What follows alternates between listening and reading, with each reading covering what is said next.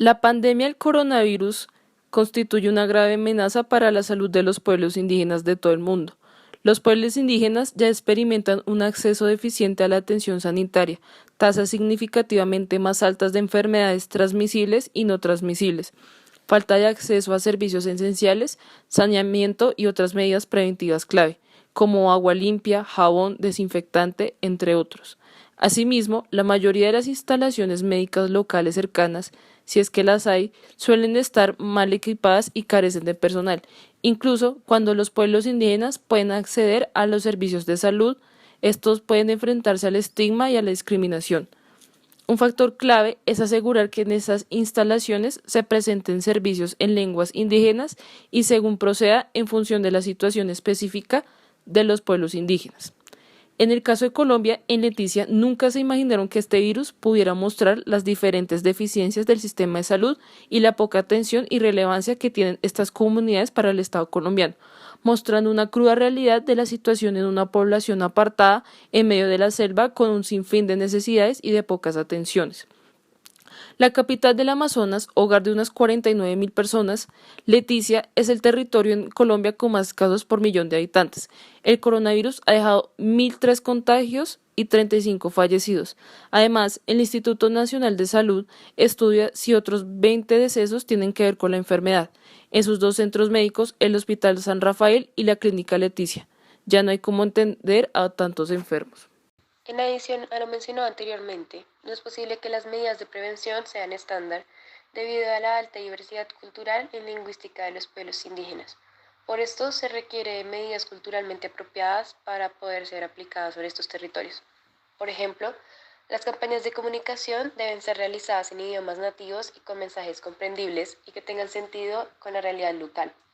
Asimismo, como se mencionaba anteriormente, el lavado de manos y desinfección no se puede realizar conforme a los protocolos estándar debido a las condiciones socioeconómicas y el abandono por parte del Estado, por lo cual es necesario buscar soluciones a estos problemas.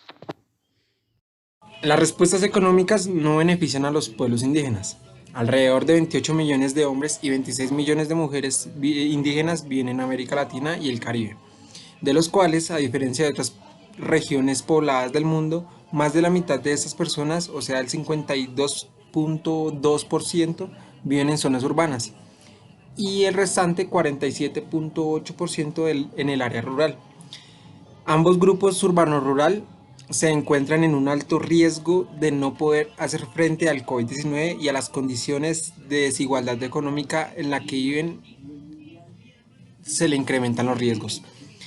CEPAL, en el informe anual del 2019 de Panorama Social de América Latina, enfatiza que de manera puntual que la pobreza de los pueblos indígenas es 26% mayor de las personas indígenas, no indígenas. No cabe duda de que los países están tomando medidas económicas frente a la situación del COVID-19, pero existe una preocupación si los pueblos indígenas se benefician de los mismos. En los últimos días, las organizaciones indígenas regionales y nacionales y locales han manifestado su preocupación frente a la pandemia y a la forma en la que los gobiernos están respondiendo. Estas preocupaciones no son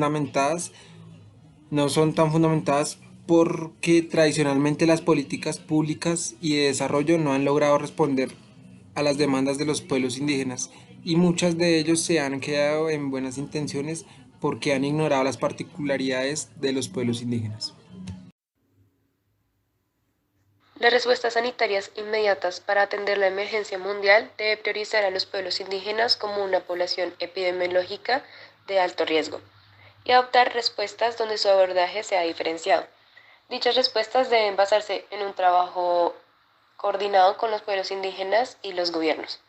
Por esto es importante formar medidas específicas para las personas indígenas en espacios urbanos, rurales o en entornos naturales. Garantizar que todas las acciones y medidas tomadas sean realizadas en completa coordinación con las autoridades de las comunidades indígenas.